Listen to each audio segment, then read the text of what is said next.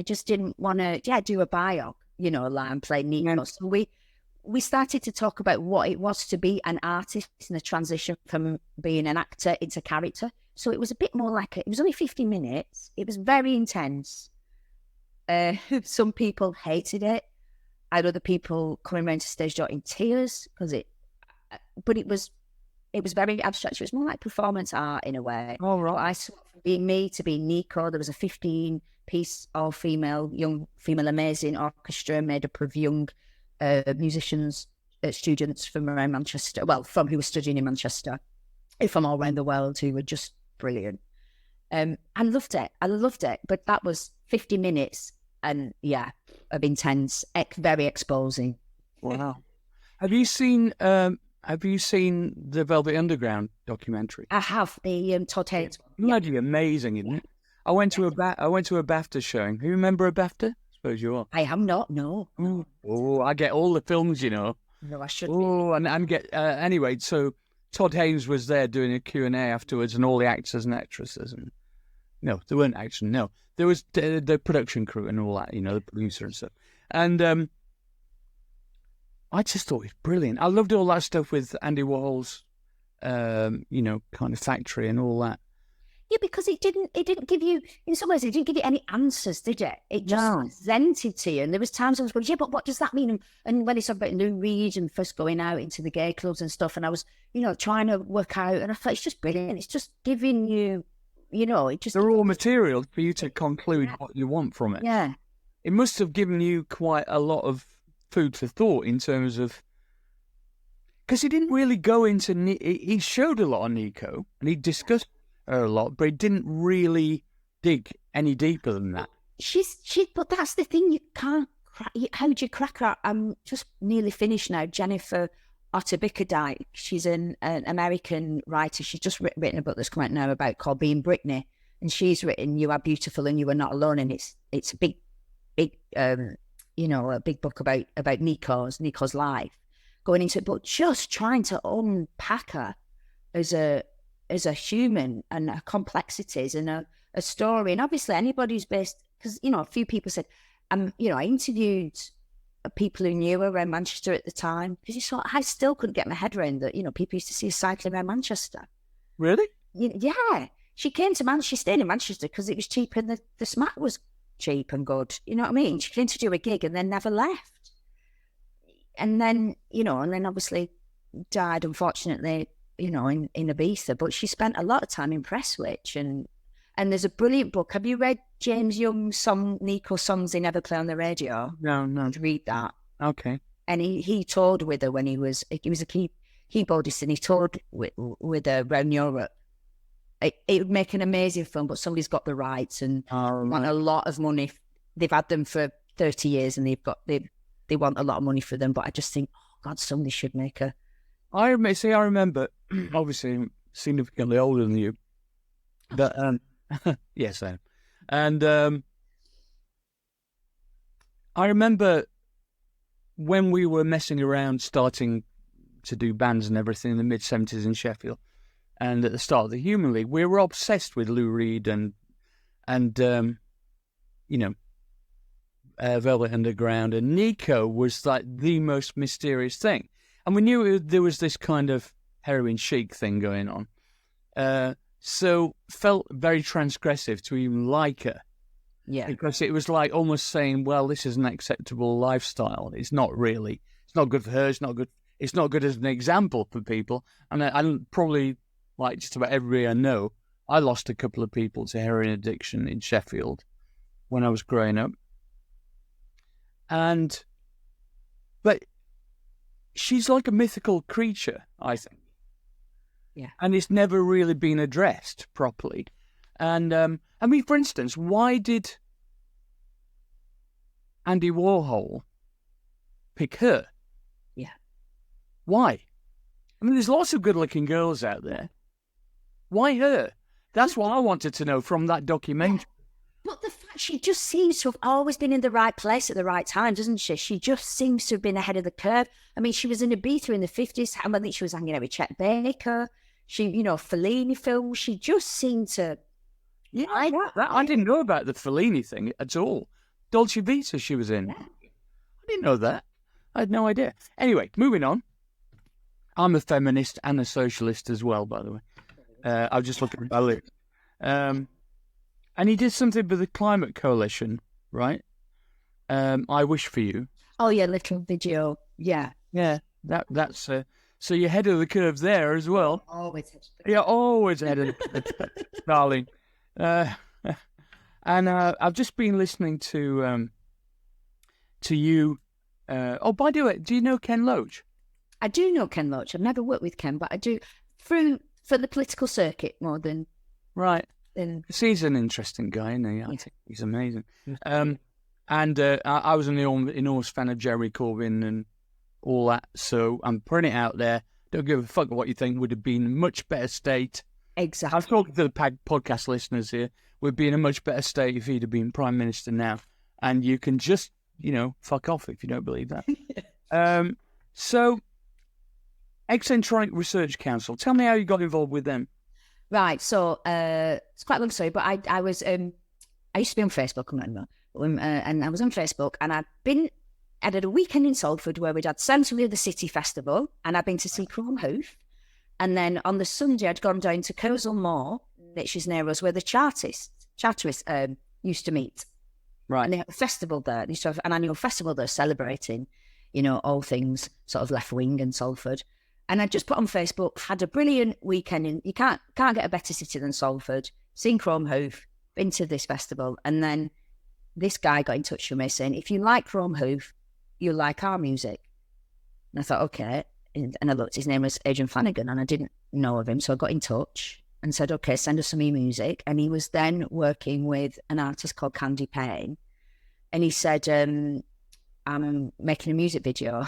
Will you be in it? And I thought, all right. And he said, I'll meet you on Kersal Moor. So I met him. He gave me, he turned up with a giant, one of those really giant rabbit outfits. Put me in that. I went with the camera. We ran around. Who is this? I remember thinking he could be an axe murderer. What are you doing? But I just felt like, it's a bit of fun. I love the stuff he was playing. And I'm always up for just going, why not? There we go. Exciting. So I went to this music video, and then we got chatting about the Pendle Witches. We got chatting about politics. We got all the stuff we're into, prog rock, electronic, and it just turned out we had a lot in common. And then Adrian said, look, would you be interested in doing some music with me? And I was like, well, I'm not a singer. And he said, but I want to do something about Pendle Witches. Would you narrate it? And I said, yeah, all right. So we did it. And then we went over to Dean Orner's house in Sheffield and recorded it. And it was just for a bit of fun. And then we got a message from Andy Bortel saying that Jane Weaver would like to put it out on her label, Little Bird, and were we interested? And we said, Jim was like, yeah, we'll do that. And then they said, would you do a gig to launch the album? And I was like, absolutely not. I'm not performing this. This was just sat on a chair in somebody's spare bedroom. I'm recording it. And before I knew it, we were all in a club in Manchester doing a gig. And then it sort of went on from there. But it's about 10 years ago now. So we just sporadically, whenever, because I'm, I can't commit time. And when festivals come, Adrian will get in touch in January and go July. And I go, well, I don't know what I'm doing in July. So it's always a bit ad hoc.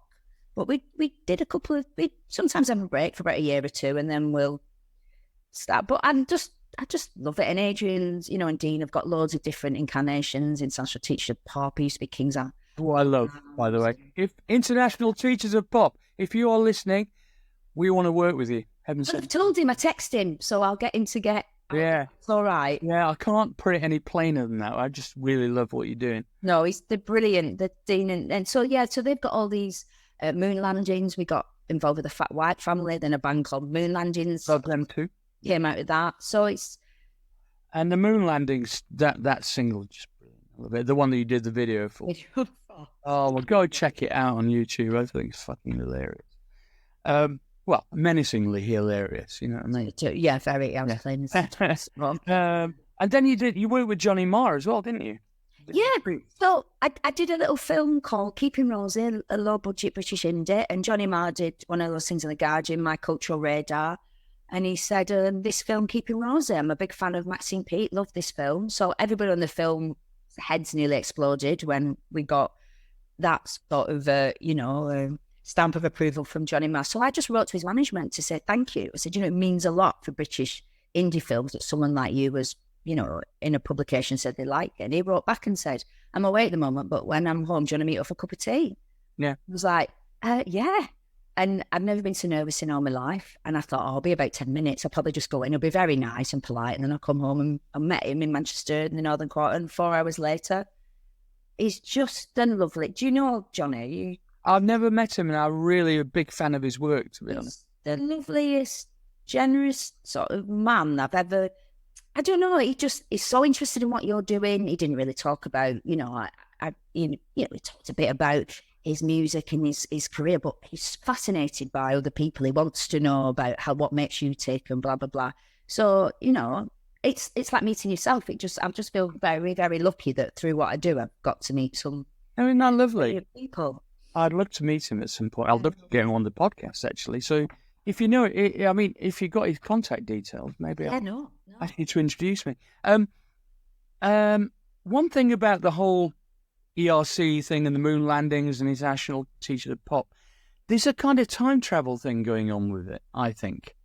Because I remember I was doing a bit of research, and it was going on about kind of like he's quite futuristic, but he's kind of like got a bit of Joe Meek in there. And do you know what I mean? And then I started thinking about Arctic Monkeys, and a lot of bands from Sheffield have this thing going on, which is like a kind of nostalgia. It's really hard to explain. It's like future nostalgia. Yeah, that's a brilliant. It's just messing about with expectations, you know. Yeah, and I think as well, it's like with Arctic Monkeys and like with what Adrian does, it's that sort of the storytelling. It feels very steeped in, you know, I think Adrian's got influences in like a bit like Morrissey, you know, like Sheila Delaney and all those sort of kitchen sink in his lyrics. And then people like, you know, obviously Marky Smith, Adrian, like every other person who passed through Manchester was in the Fall at one point. But then, yeah, like you said, there's a big influence. But you're the one of the biggest influences on all those bands. Your work. Nah, I don't know about that. But... Oh, come on. I always get accused of A, talking too much on these podcasts, and B, being a fucking narcissist. I'm the most narcissistic person you're ever likely to meet. Well, it is when you, and that's what I love about when you look at Manchester as a city and the music, and then you look at Sheffield, and Adrian's originally from Salford and ended up moving to Sheffield because of the fact that you started this electronic, you know, sort of landscape. Yeah, and Cabaret Voltaire inspired her. And, you know, there's a lineage. But, yeah, anyway, something I learned from the research for this is just thought I'd mention it. It's really an interesting... Right, you couldn't imagine... For instance, like Richard Hawley, who's a good friend of mine, fellow Sheffield Wednesday fan, who was the first person I ever interviewed on episode 1. And... a lot of this stuff, he talks about his dad was like a singer in the clubs, in the working men's clubs. And he loved all of the kind of Rat Pack thing and everything. And you can see it coming through in what he does. But this is all combined with this beautiful craftsmanship as well. I do think the whole Sheffield thing is a doer economy. Yeah, but there's a romanticism to all of it, isn't there? And that's what Richard, because I did a film, Funny Cow, which Richard did the soundtrack. Yeah. So, I mean, I've met Richard now, I know, and but he is, isn't he? He's a very, what can I say? I don't mean sentimental, that's the wrong word, but his heart's very much in his past and his family and the sense of community, isn't it? And that. Exactly. Yeah, and I do think Sheffield men have quite a big sensitivity. Do you think so? Yeah, I mean, Tony wrote Funny Cows from Sheffield, and he got friends with Richard, and I don't know, I've got another friend called David Krellin, who's an actor, and I just always think that he wears his heart on his sleeve a lot, and his emotions are, you know, I just think you're like slightly more in touch with your emotions than maybe men from other cities. I don't know. That's a very big sweeping statement, but that's the experience I've had of men I've met from Sheffield. Well, what's interesting also is when we started with the Human League, and we used to go and play as a factory in Manchester, and different clubs and whatever. And it always felt like there was a bit more self-regard in Manchester amongst young people. It's like we're Mancunians. So you got a pride in a place like Sheffield, but it manifests in a different way. It's more like a kind of, hey, let's all be in this big gang together. Whereas the whole Manchester thing is a bit more aspirational, I used to think. Yeah. But I've always said, people say when I get called a proud Mancunian, I say I'm not from Manchester, I'm from Bolton and I live in Salford. And I used to find Manchester quite problematic because it wasn't inclusive, not in the club scene, not in the music scene. And I felt, and because I was a bit of an awkward, tubby teenager, I was never quite welcomed, because I still wanted to wear the fashion and be, but, when you're a bit bigger, it probably doesn't work as well. And I remember not always being welcome with open arms. It was a bit, it was snobby. It was snobby. Manchester could be terribly snobby. Where Liverpool, I used to go club. I used to prefer going clubbing in Liverpool. Oh yeah, they know how to have a good time. Yeah, they're not snobby, and Sheffield doesn't feel at all. I think Liverpool's more kind of obviously got a lot more Irish influence. Yeah, and that's the way around that. But the Sheffield thing is it was quite a poor town compared to Manchester, as I remember. I mean, Manchester and Leeds were, relatively, for working class cities, relatively well off. Yeah, there was a lot of money circulating, whereas Sheffield, it wasn't quite like that. Anyway, well, this is all going very well. I've got to say, Metalheads. All right, yes, the Black Mirror. Fucking great. Love all the screaming. Happy with that. Was that Stanage Edge? No, what's it called? That in the Peak District. No, we filmed most of that down in Devon. Did you? Yeah, so it was in a quarry down in Devon. We were sort of Devon, Exeter that way, and at the house that we filmed at the end, the sort of the modernist house, that was in Kent, and I think that used to be one of the Chapman brothers' houses. Really? Yeah, somebody had said. I think there were two together. I can't, but yes, but it was all down south. It was really well done. I thought that. Oh, David Slade, who directed it, was brilliant. He's originally from Manchester. And he did what's the Twilight saga. He did. Oh, really? Oh, cool. He started off American Gods. Have you seen that? Yes, yeah, the Neil Gaiman thing. First couple of series of that. So he's originally from Barnsley, but he's based in LA now, and he's a brilliant director, and he had this great vision. Wow. So well, Black Mirror is fantastic. Yeah. I thought you absolutely knocked that one out of the park. Oh, thank you. Despite having very little script to learn. Well, which was perfect, but a lot of the running about, because I think I got the job. It was only about 2-3 weeks before we started filming, and I probably wasn't in the best of shape. So there's a lot of running up hills and going, oh God, don't make me do it again. but no, I really enjoyed it because I thought, who in the 40s does the first sort of action? You know what I mean? It was that is really good. You could do action films. You'd be good in action films. I think I'd be all right. I've always wanted to do something a bit, you know what I mean? Get a bit. I'll have a word with Hollywood. No, I don't know anyone. I don't know any Hollywood film directors. But anyway, if I could, I would. Let's put it that way. Thank you. Yeah. I think we're getting close to covering most of this stuff. Oh, you were reading. I was just listening to you reading Brave New World. Brave New World? No? Did you not do that? No. Have you not done an audiobook of Brave New World? No. Oh, okay. That shows my skill. Lads, was that? But you should anyway, even if you haven't. Oh yeah. I think you should definitely do that. But I noticed you did Lady Chatterley's Lover though. I did. Yeah. You filthy cow. You know what struck me is actually how much it's a book about environmentalism as well as sauciness. I didn't realise. I just thought this is a book about, Mellors and Lady What's the Chops rolling around, behind a potting shed. But actually, the fact that, it's a long time I did it. It's a long time ago when I actually read it, recorded it.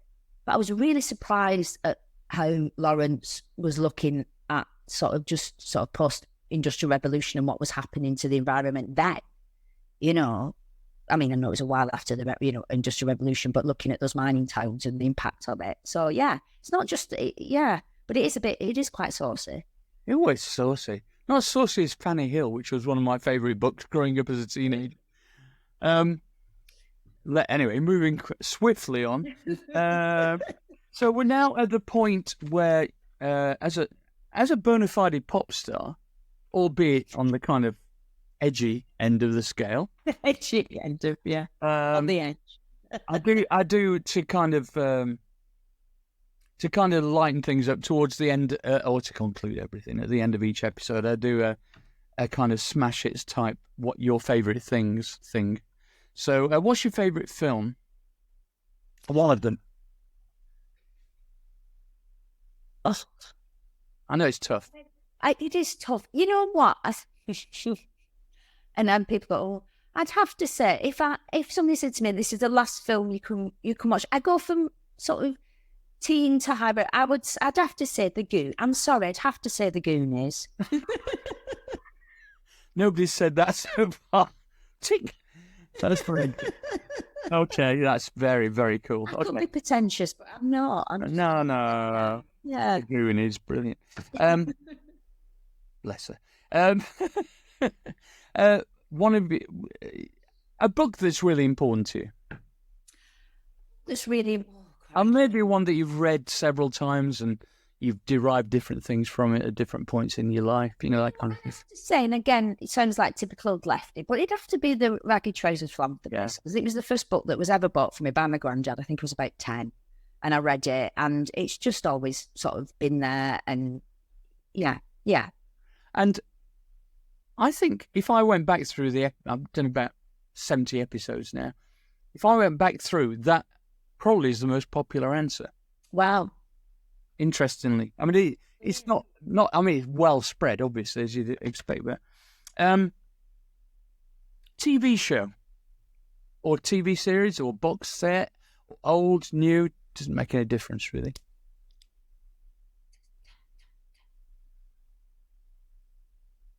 Again, I feel a bit sort of, maybe I'm being a bit typical, but again, Boys in the Black stuff, I'd have to. Well, that was really good, wasn't it? Yeah, it's those things that still stand the test of time. And if not, Woods and Walters, I've seen on TV between what I see. But for me, that. Yeah, I think it's important that, because this is listened to all around the world, it's not just in the UK.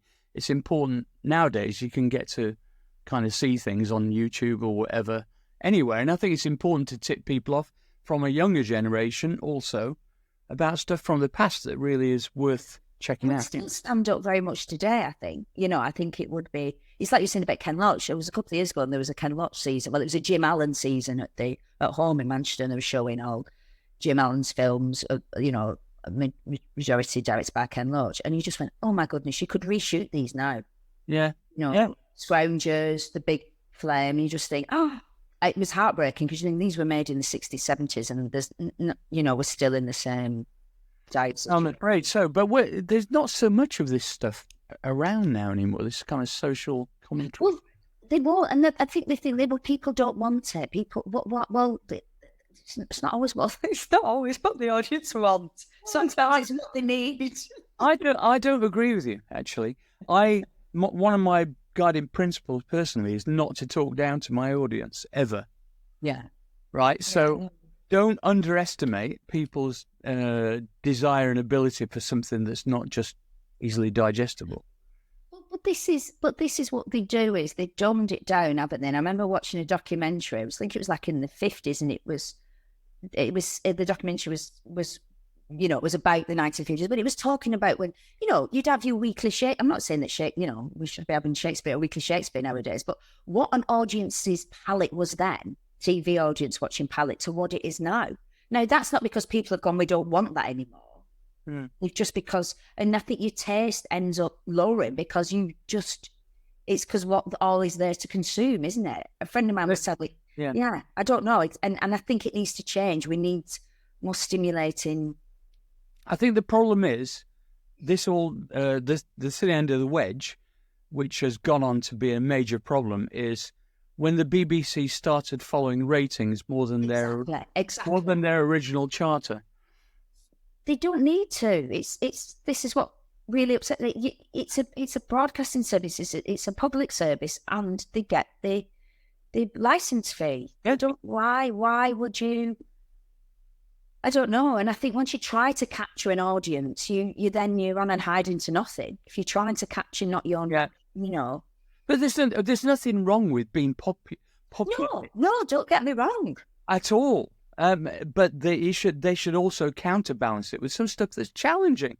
Yes. I mean, I remember when I was, again, before your time probably, but not definitely, actually, the brilliance of when I was growing up and there was only like 2 channels, 3 channels or whatever, and Play for Today, you know, I'm going, these things are absolutely brilliant. Every week there was a piece of incredible writing. I was only like 8 or 9 or something, and it's like just brilliant things. I mean, some science fiction, some social realism, some, you know, but you never knew what was coming. That was the interesting thing. You switched it on because you bought into the concept of the quality of it. Yeah. And I think there needs to be some more of that shit. If only I could get onto the BBC fucking board. Well, that's it. There was a thing recently, though. I think it's been on. It's not quite Place It Is, but it's called On the Edge, and that was like one-off little stories. I mean, it was more sort of, I think, sort of, you know, the younger generation, sort of, you know, sort of issues and you know. And I thought, oh, this is interesting that there's because we need more of that. I did a show a couple of years ago called 3 Girls, which was about the grooming scandal in Rochdale, and it's difficult subject matter. And, you know, but it's the biggest response I ever had walking down the street from people who said to me, it's really changed the way I felt about these young women. Of course, the girls, the children, you can't, because of what my character says, there's no such thing as a child prostitute. There's a child, or there's a prostitute. You can't have a child prostitute. It's not a child's, you know what I mean? It's not a child. And people were saying there was so much from it that they took away and went, it made them really sort of think about the viewpoint on things, and you think, wow, you know. And that was BBC, and like I say, difficult subject matter, but people didn't shy away from it. I mean, some people said it was a bit too much, I couldn't, but I've had the biggest response from it. And I didn't have a big, you know, I was just playing one of the social workers in it, but yet so it's perfectly okay on terrestrial television to have My £600 Life and treat the general public like a freak show. Yeah. Particularly repulsive for me is the demonisation of poor people and benefit claimants. Well, poverty porn, isn't it? I hate it. Yeah. It's. I think, you know, I remember at one point Channel 4. I love Channel, you know what I mean? But there was a point when, you know, they were really buying into all that, and I thought, who are you aiming this? Driving this? Who's driving it?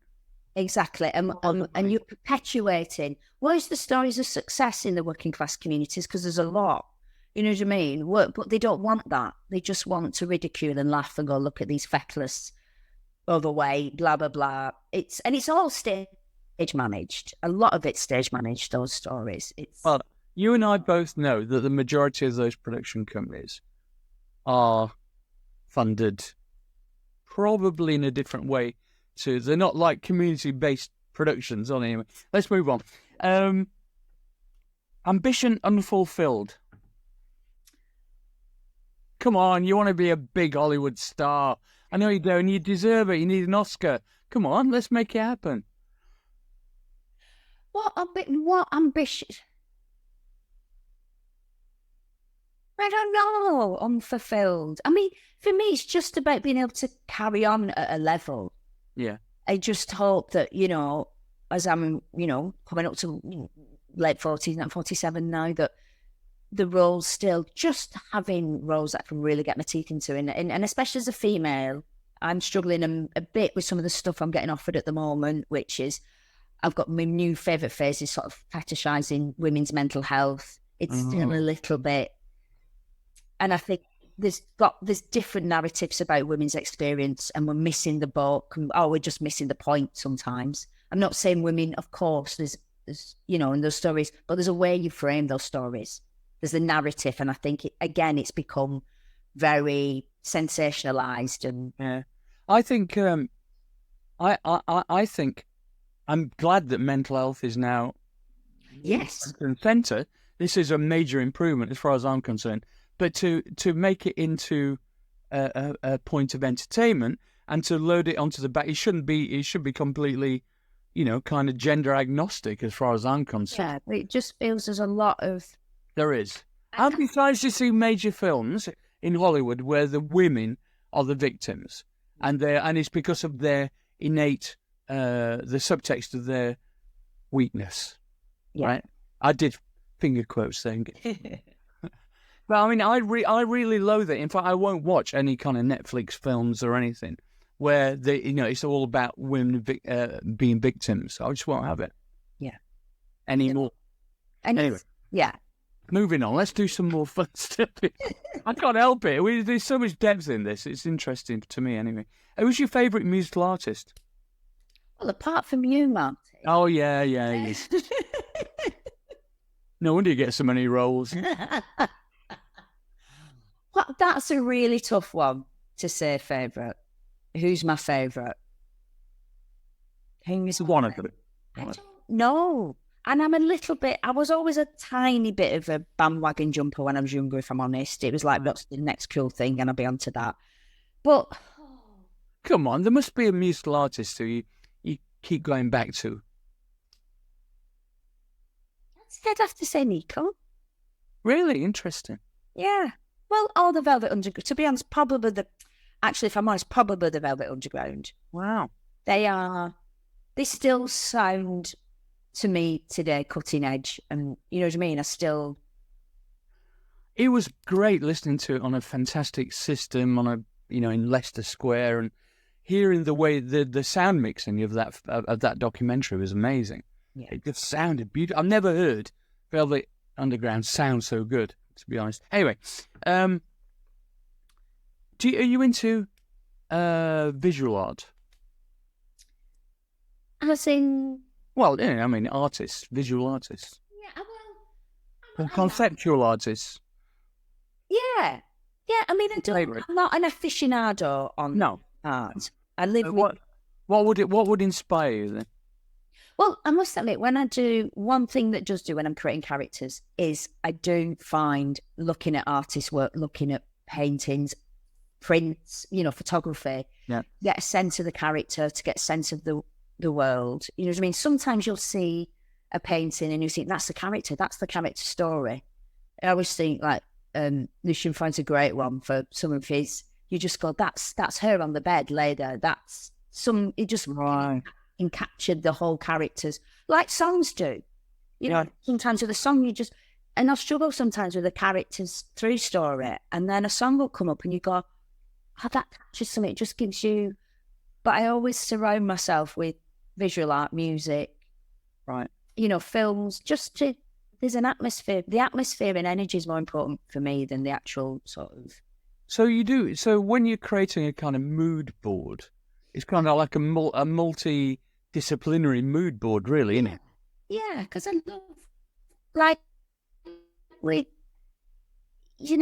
sort of remember with Hamlet, we decided that Hamlet was a massive Bowie fan. We got Lady Grinning Soul in the production, which was when we filmed it, we couldn't play the rights, but and that Hamlet was studying film at university, what I mean? He was doing, right. And and this whole. But then I remember there was a brilliant image. It's a Paula Rieger, and it's a woman with I think she's got a sponge. Is it a sponge and a dagger in her hand? And I remember I was actually in Lisbon at the time. I went to visit Cascais, where the the gallery museum is. Yeah. And I bought it and stuck it, and I just look at it and go, that's it. That's my Hamlet. I don't know what. I couldn't articulate to you what it was, but that image just... Interesting. Okay, which of your own work are you happiest with? Or are you fondest of? It's odd, isn't it? But I think well, people say, what you're most proud of? And I go, I'm not really proud of it. But I think I would always say, if I had an opportunity to again, I'd love to do Streetcar again. So Blanche, playing Blanche. Yeah. Great. Love that. Well, the Oscar's waiting for you. It's obvious they're going to make it. It's just obvious. Anyway. I don't think they get the accent in America, I think. Here's an interesting one. Epiphanal moment in your life, like a kind of bifurcation, I love that word, bifurcation in the road, where it could have gone one way or the other, or some moment of realization.